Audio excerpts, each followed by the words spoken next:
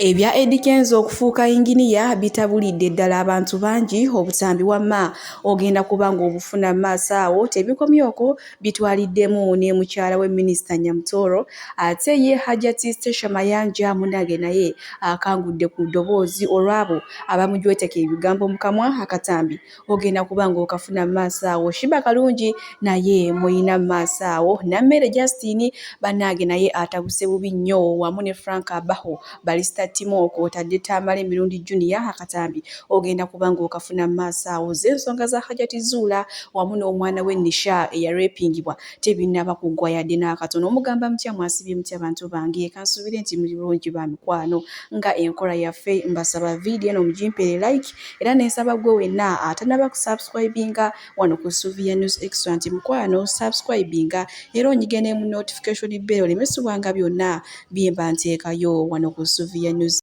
Extra nenyongera okusabirako mwenna abalwadde abakosefu nkinsaba ekisa kya Mukama ate kibatuukeko ba mikwano Sheikh Ashrafu omusomi w'edduwa ono ng'akola ku nsonga z'obufumbo bizinesi zo tezitambula bulungi oyagala kufuna butuuze bweru wagoba ku by'okugenda ebweru byagaana mukubireko ku nnamba y'essimu weera wate wamma akusomera edduwa obulamu bwo buteerere ddala BF Suma abolisa kiriniki bajjanjabisa ddagala lya butonde bakubireko ate nabo weefunire obulamu Jamunage sigenda kulwisa tukyali ku lutalo lwa Eddy Kenzo oluvannyuma lw'okulabikirwako ng'afuuse inginiya omuntu ataasomako yadde kuba ye Eddy Kenzo agamba yakuma mu P3 munange tebakomye okwo batandise n'okuleeta obutambi bwe yali nga yakaveeyo mu ghetto bambi nga tamanyi na kubala ssente ngenda kusooka mbatereka akatambi ate omulabo ebintu bye bamukozeemu bannange bino byokaabawo namanya nti nfuna 4,000 nja kukozesako 5,000 nsevingeko 2,000 nkozeseeko ye Eddy Kenzo president advisor banage mumukoze byonna bye mwagala katusooka olabe ono yataddewo obuntu bwa March mbukati n'akateekawo akagambo kati n'akubanika kapambu tree n'akuba n'omuti n'ateekawo n'akagambo tree ne bantu mwe mufaaki obusungu nga bungi eyakusinze aba yakusinze okikkirizanga omulala ataddewo alphabetical order ABCD mumunagezi babadde bamuyigiriza okuziwandiika musajja abadde ku bintu biwanvu nnyo biyamba ggwanga naye ate mwe mama mukitutte bubi nnyo ddala munange shiba kalungi olunaku olwaleero naye ate alabiseeko bw'ati era nga bashibaholics munange ab'e Canada bamuwadde surprise ya keeki ngenda kubanga mbi batuusaako maaso awo ate nammwe musobole okwerabirako ne maama bagadde okukulisa of course bantumye ne baŋŋamba engeri gy'ogenda okubeera ne Queen Shiba twagala omuntu twange engeri gye tutagenda kubeera naye ku birthday. They want to congratulate you upon your music emyaka 14 ng'oli mu ndongo osazeewo okuwummula twagala kukulisa okuyuzaayiza lugogo ate twagala okukulisa okubanga tugenda kulinda yoyo so eno keeki batumye ne baŋŋamba I'll get just tugigenda gisala ne bashibaholics awo nsabako just kanaifa awo katono tugisale ne bashibaholics of course batumye ne baŋŋamba ne ngamba ngenda kituukiriza era kituukiriza banange everyone part of this cake thank you so much I appreciate yeah and omisingako ewake yani gwomisinga nga wetuleeta akambe my brother nya abantu bange bangi nyo misinga kyali wange Amelia misinga nina close family yange misinga abantu bange misinga management yange tukola butana kutukola nabo okumala obero wabamanyi family yeah, of course, right now, the mother that boy, like, it's overwhelming, so everyone is wanted to rest. Okay. But I miss everybody. There are so many people who are coming missing. Oh, yeah. Nega tubalize. Kakati jagala kusale keki and the Queen Shiba on behalf of the Shibaholics, abali mu Canada waneno n'abali Uganda. All right. Kambe kaka. All right. Bale tubale fenna you guys tubale with a count of 3 2 and 1 Queen asase chichiro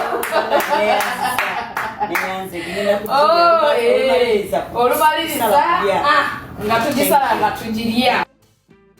Bashibaholics abe Canada munanga ate webatyo obekozeemu omulimo munange Shiba Kalungi ne bamusurprisinga ne keeki nengo olunaku olwaleero Shiba Kalungi era agenda kuyimba olunaku olwaleero ennaku z'omwezi nga 2 awe Canada naye maama ndaba aweddeyo oba agenda kuyimba atya bannange omanyi mukyala mugumu kale bwe tuli munange kulabita omutujju ono ye yakawaŋŋamudde okuyimba oluyimba nga ye kennyininyini yeyeevuma si muntu ye yamuvumye wabula ye kennyini yeyeevumye bw'alinga ekyo kyemulabyenze ngaze kyesitagenda kwogera kubanga kinna ate nga munange kyano yaffe eno erabibwa abaana abato takomye ku ekyo munange n'ayimba n'oluyimba olulala nga lugamba nze byendabye imbirabye munange kale gulavita omutujju eno embeera gy'alimu yo sinnungi munange yeetaagira ddala essaala zammwe kubanga bambi kintu muzadde kyo kyagenda wala kyokka abantu ekifo ky'okumugumya ngenzeekawo mu comment section wamma nga ate bwongera kumumenyera ddala mutima nenga wamma we tuli bwe tweyongerayo ne Hajjat Hadija Namyaro ono munange abaana beeyo ekawempe bageto munange abalinzi ate asazeewo abawe pikipiki boda batandike munange bave mu kukwacca enkwacco ate batandike bakole emirimu ejja boda nga wolaba wamanga abakwasiza piki ya munange n'abagamba nti beebaze omukulembeze aliko His Excellency Yoweri Kaguta Museveni nti yali mu kintu kino kale bwe tuli munange oba mujjukira omuwala gwe baproposinga enamboole nzijukiramu ebiseera onana yali yazzewo yali wa Cameroon ne Kenya nga byebisamba munange na proposing omuwala mu kisaawe ky'enamboole owamane tusanyuka munange bamaze ne bakolera ddala emikolo omulenzi ebintu byo yali abitegeereza ddala munange nenno nemmwe balenzi mmwe ne mubeezaawo abawala n'okwana omuwala ng'oza nkyakwetegereza emyaka ne gigenda n'emu 10 munange mujje abaana b'abandi ku lujja munange maaso wano waliwo audio ezitambula nga kyeraga nti Nisha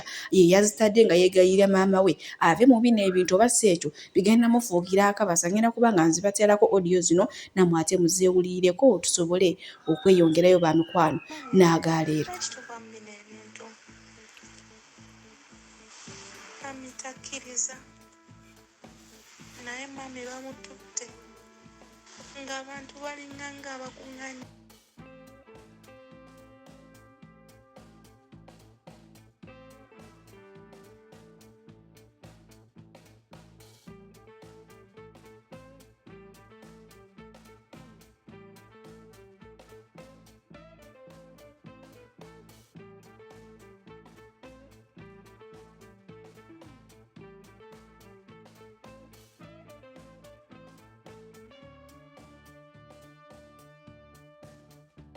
Kana bwa mwana omwana bwaba yalimba ne maama we amateeka gagenda balamuza bukambwe so sikuŋŋanya bantu kutiisatiisa bazadde bali eyo nga banoonya obwenkanya b'abaana baabwe. Nyina video gye bakedde okumpeereza ekawempe omuvubuka yeebase ku mwana wa myaka 13 bwe bamukutte n'agamba nti anti ne maama we bamuwasa wa 14 kale mutuufu saakala mutiisatiise bazadde bali mu mbeera eno ya ddala kutya kuvaayo nti yayogera mulaba bwe bamukola kikyamu. Kakati nina n'obulimba obulala bwe njagala okusaabulula.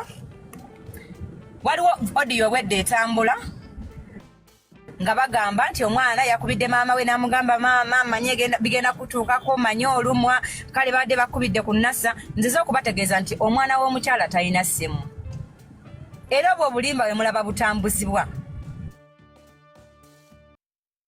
Nalongo Kitone avuddeyo n'atangaaza nti audio ezo ezibadde zitambula munnange zizanisha wabula abantu bo baliwo kwagala kutattana musango gwa mukyala era maaso wano nina na mmere ng'ate naye akakasiriza ddala agamba munnange mukyala munnaffe totya nze siyida ku sayidi ya musajja mwe bisajja mwe muyina empisa embi mukwata abaana abato mufunisa abaana b'abandi embuto ne mubasuula wamma kati na mmere muyina maaso wano wamma ng'ate naye avuddeyo okugumya Hajjat Zurah agumye saawa zonna obwenkanya tugenda kubufuna sirina ttiimu naye njogera bwogezi nti abasajja b'ennaku zino zisiyinza kuwolereza musajja ebisasala ebimpemempeme ye muntu ayinza okugamba nti oba baamulya bamulye nga tayogera ku wuwe era bw'osanga ng'abo beebaka ne ku baana baabwe be boogera ebyo nti oba baamulya bamulye naye omuntu ng'olinamu ak'obuzadde omuntu ng'okkiririza mu mateeka toyinza kuba ngoma tuganye looya yenna kuwolereza gw'ayagala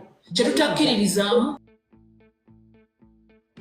totiisatiisa muntu omuntu oba owa opiniyoni yo ku musango kiwe naye totiisatiisa muntu tomusibaako kintu kisobola okukulondoola oyinza okwekolimira nga mu mwago gwokka gwe gukukolimira oyinza okwogerera Hajjat agagambo bwe gati olwaleero nga mu mwago gukolimira baana bo ng'oluusi bajja kusasulira ekyo kyokka ate Junior 1 more minute kyokka ate naleseyo one window of hope nti kyokka kyetutayina kubuusa maaso ensi ewaayira era nakubuuza nti baali bakuwaayiddeko noŋŋamba nti emirundi mingi nenkuga nti nange so engeri gye tutamanyi oba kuno kukyali kuwaayira oba bituufu awo we tugambira nti katuleke kooti etwanjulire etubikkulire etuvumbulire etukettere etutabaalire etubuulire who exactly is telling the truth and who is lying.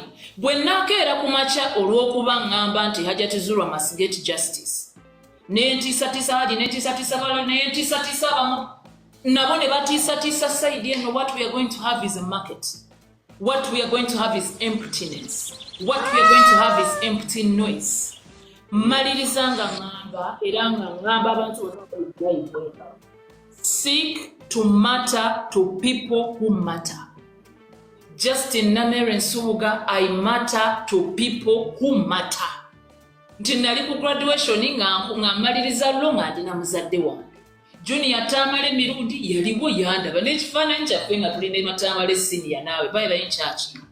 Kale n'osanga omukebe ng'oli abadde aleekaana taata w'emijinja amuvuma kati ng'oyo naye amanyi kirala because they don't matter. For me, I matter to people who matter. Omuntu alina matter, omuntu alina kyangattako gwe nsiikinga okumataringira. Kubanga okuleekaana singa bwali kukola singa abaleekaana bagagga. Naye abagagga tebaleeka. N'olwekyo Junior nja kumaliriza nga nkikkaatiriza tetujja kukoowa ku advocatingira constitutionalism. Tetujja kukoowa ku advocatingira Uganda erimu ensa. Tetujja kukoowa ku advocatingira a lawfulness culture. We shall not tolerate lawlessness. Okwata omukazi ne mwagala okumwambulamu obukaaya bwekola kimumutiisatiisa. According to police records, abantu abo babiri bazze batrailing omukazi oyo okuviira ddala ku ofisi ya Honorable Balaam bagenze bamugoberera era ne we yavuddewo bw'oweetegereza be bantu be bamu bamugoberedde mpaka ku polisi gye bamututte. Junior, the majority is always silent. Okitegeera ssebo abantu bonna abaleekaana ne bavuma ne bakola ki gwe kimanye nti the majority is always silent. Junior olwaleero eno live yo erina views mpitirivu naye views ezo tezenkana na comments. Abakomenti nze batono kubalaba. Why? The majority is always silent. Abantu abalaba ekintu kino nga bakigoberera nga baagala mazima bangi naye abangi ku bo basirisa. Hajjat Zurah ayina abantu ab'amaanyi ebikonge n'ebikonge abamanyi nti kituufu abaana bakwatibwa, kituufu abantu bakola ebintu ebiri unbelievable, ebintu ebitajjansa ebiri diabolical, ebiri beyond evil. Ku baana bali helpless nga ba minors gye bali bagoberera era bwe kiba kituufu nga Haji yakikola ye omusango gujja mukka muvi era bamukwate bamuteeke ku level endala ey'okumusalira era bamusibe ebyangalira. Omusango gwa Hajjat Zurah ne bbaawe Haji Ali gwe gunaggwera wamma nga abantu abasinga begguddeko empaana. Munange olunaku lw'ejjo live ne badde eryawo ku TikTok Anamere n'avaayo atangaaze ku kino kye baayisizaamu mukyala munnaffe eky'okumutyoboola ne babula n'okumwambula ate nga mukyala yeewa ekitiibwa alina abeera yeesabise. Hajjat Zurah temulowooza abasajja ababaddeko ku live tebamulangidde bamugambye gwe toyinza kuwasa kaana kato n'obeeramu amagezi naye Namere omusajja gwe yawasa si mwana muto muto kubanga singa mwana muto teyaliza abalungi abatuuliriza era abatulaba olunaku olwaleero tukyaddeko ewa Sheikh Ashraf Dembe. Sebo sanyusa okubalaba amannya agange Seeka Ashraf Dembe akola ku bizibu by'enjawulo. Omuntu singa aba alina ebirwadde musomereddwa tunywa amazzi ga lukuya nga bw'obadde ogalaba tugenda abantu ku kyoto ne twokya emizimu emibi egibabaamu n'okulomba edduwa. Abantu singa abeera ng'ali wano atuuse sobola okumulombera edduwa ne waba atatuuse nga mpadde amannya ge naye ng'ali wala. Neetaase ennamba yange yeeno eri 0701763711. Nammwe bannyinaffe abali ebweru oyagala okuba nti oyagala okulombera ku dduwa ng'olina ebizibu viza zibuze amaka gakolongotana sente zikola zimpita mu ngalo ojja kumpeereza ekifaananyi kyo n'amannya go ebyo byokka bijja kummala nja kukulombera edduwa ojja kutereera. Olunaku olusembayo mu mwezi mba n'edduwa ey'awamu ffenna n'abalwadde bange abakadde n'abapya. Salaamu alaikum warahmatullahi wabarakatuh.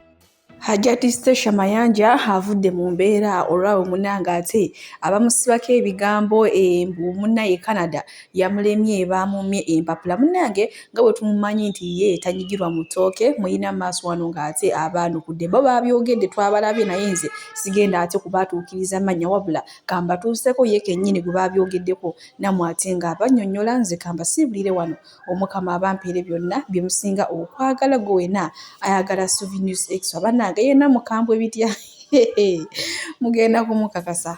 Assalamu alaikum warahmatullahi wabarakatuh. Abawagizi bange muli bulungi kansere nti no muli bulungi bannange nze si bulungi kubanga abantu bali mu kukozesa bubi intaneti. I don't know why. Simanyi lwaki abantu following likes oli abeerawo n'ayagala yabeerewo ng'ekintu kyakitambuliza ku bulimba najja mu bantu bannanga omuntu n'akala amaaso nga tatidde n'alimba ate n'akakasa kyokka bambi ababeera bamufollowinga olw'okubeera nga babeera bamufollowinga n'abamaking okubeera nga bakkiriza obulimba bwe kyokka ate n'abo bamufollowinga ne bayongezaayo obulimba ne bubeera nga ne bugenda ne busaasaana. Like why would you do that? Like gwe n'obeerawo ng'oyagala erinnya lyo ly'olina ku social media oba linnya lyo oba kikyo n'oba following gy'olina ng'oyagala ogizimbire ku bulimba. Why? Mwagala okuŋŋamba nti okusirika omuntu n'obeerawo ng'ekintu olina kyokimanyiiko n'ogamba let me go silent about this issue because I have no idea about it. Kyogamba musango, kyogamba gwe baakutonda baakuteekawo nga buli kintu ekiriwo ekihappeninga mu ggwanga gw'olina okukibuukira, gw'olina okujja okiweereka amazima. Nolaba ng'omuntu ali serious mukalu nnyo n'atuna mu kamera n'agamba abantu bambuuzizza mbu nno ki ekigenda mu maaso about ABCD. Bannange ekituufu kye kino. Really? Bannange omanyi nze engeri gye mbeera busy mbeera manyi abantu abasinga bali busy, mbeera manyi abantu abamu bali busy. Gwe n'ogenda ku YouTube channel yo n'olimba abantu oba ku TikTok yo oba ewantu wonna n'ogamba ebigambo ebintu ebi. Really? Stecia Mayanja baamudipotinga bannange nze mbabuulira amazima baamumma empapula. Are you sure? How sure are you? Era yagenda ku domestic violence. Omanyi abantu munnange balina endowooza ti omuntu batali ku domestic violence bw'aba talikoze bisiyaga bw'aba takoze politics tasobola kubeera ku kyeyo, tasobola kubeera Bulaaya.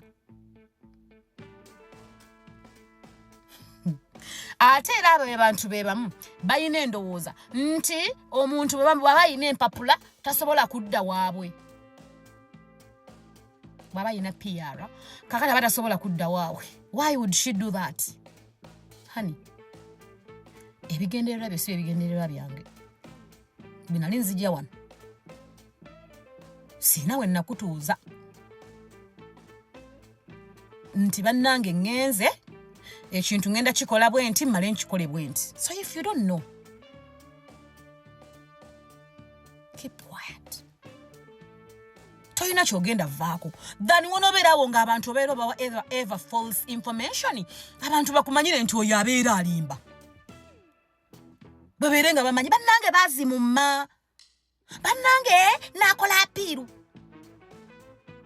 aba n'apiiru ne bagigaana omanyi ndabye vidiyo nyingi nno like they are really very many nengamba naye bannange enough is enough. Why would you spread lies just like that because goyagala following eteweza na bantu mitwalo 10 only those few that see you then ne batambuza ono nayogera noli nayogera. This video is going out to everyone abadde bawa abantu bange abantu bali abalimba bafanzi bange nze tebannantikkako tebanyimangako mpapula teba sikolanga ku apiiru mbwa apiiru nayo ne bagigaana nze tebampereza nko kipapula simanyi kibakuntumye mbusimanyi ne nedipotinga oba ne bandipotinga ebyo bivudde mu kamwa kange mulekerawo okubira the immediate people abandi okumpi nga mwagala bafunamu information baba bakuwaana bakutenda come and talk to me. Why would you say something choto yinako obujulizi ati nobeera ng'olaga okakasa nnyo wenna face n'ogikakasa no nina omulala namulabye ayogera kaama bannange let me ask you something okudde waka ewaffe musango si waffe bwaba mwangu bayo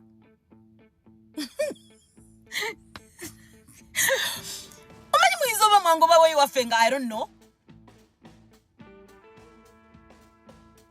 anyime empapula kakati baba bazinyima is it a point? Is that a big deal? Ku bintu bye tulina okuteekako amaaso ku bintu ebiri mu ggwanga bye tulina okubeera nga really tubiteekako amaanyi. Is that even an issue?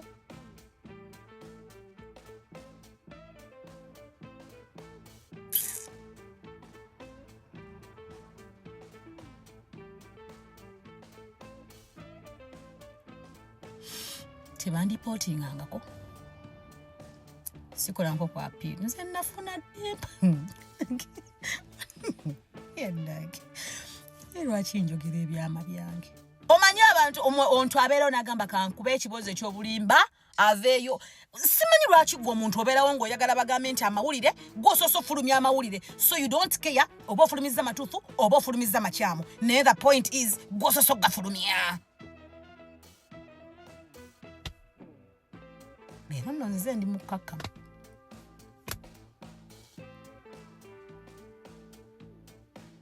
ate ne bagamba ndi mulalamu ndi mulalamu naye bambi temulimba bantu olwokubanga mwagala following ba views ba comments simanyi like seriously simanyi na kyemufuna mu bulimba amazima gali kufuula ow'eddembe nze ndi mukyala abeera ku mazima nze mba saagala kwogera ku kintu sikyogerako ekintu mba sikirinaako omutwe n'amagulu nsirika muyinza okuba mugenda kuŋŋamba siffe ggwe naye nze nsirika and there's another thing kyesimanyi lwaki bwe najja nenjogera ku bulamu bwange obunkwatako bye nnakola mwe abantu abalala abakuba ekyeyo kyabaluma nnyo mwagamba nayogera ebyama byammwe bwe nali nayogerako did I generalize oba mwabuukira bubuukizi sefuliya ne mugwa mu ntamu nga temumanyi na kiriyo hani bwe nali njogera ebinkwatako nze saagamba nti ababeera ku kyeyo bakola abcd nagamba nze Hajjat Farid okujjako nga mungamba nti bye mmwe ba Stecia Mayanja omanyi mwagala nnyo okulippira because nze nayogeranga Stecia nenga nze Stecia Mayanja nayita mu mbeera abcd obadde okimanyi ngambuulira omwana eyakajja oba planning okujja abeere nga amanyi ekintu kyagenda okujjamu nti bw'oba oyina embeera gy'osanze gigumire ojja mmala otuke ku kirungi. That was my message. Nze sibabuukirangako oba story we najogera naye kutuulamu faafaagana na bibyo munnange nze temumbuukira nayogera emboozi zammwe namwe mwakuuta ttooyi namwe gye mwasookera. I didn't know. I was talking about myself, my story. I didn't know. My target was to teach because ekyo kyekyantonderwa abaana abaakajja abagenda okujja bamanye nti bagenda kuyita into challenges so babeere ready. Nga mbagamba laba nze serebu gwe mwenyumirizaamu nabiyitamu kitegeeza naye bw'onojja oyinza osanga challenges zitali zeezimu because I don't know nze simanyi baana abalala bayitamu bino naye mwambuukira and up to now mukyabyekwasa. Mbona nayogera ebyama byammwe. Nze nali mmanyi nti nammwe mwakuuta ttooyi nammwe mwayita mu mbeera mwakwata mu bya and all the stuff. I didn't know. I was talking about myself, honey. Nze Stecia Mayanja, si gwe Stecia Mayanja. Bwe kiba kyakutuulamu akagato kakutuuka to hell. I was talking about myself. So, buli ali eyo ng'akola ka video ak'ekisiru akali fake ng'alimba abantu nti Stecia Mayanja baamutikka. Stop that nonsense. Grow up, girl. Grow up, man.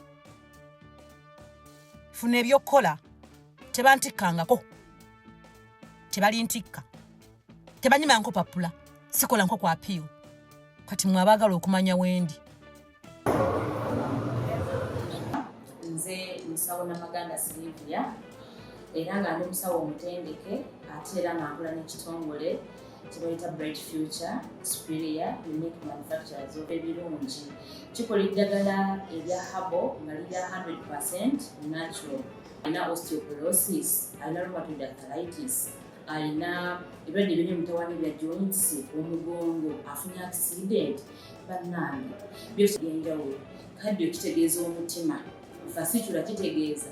Era olina omuntu takyajjukira ebijjavudde oluusi yeerabirayo, alina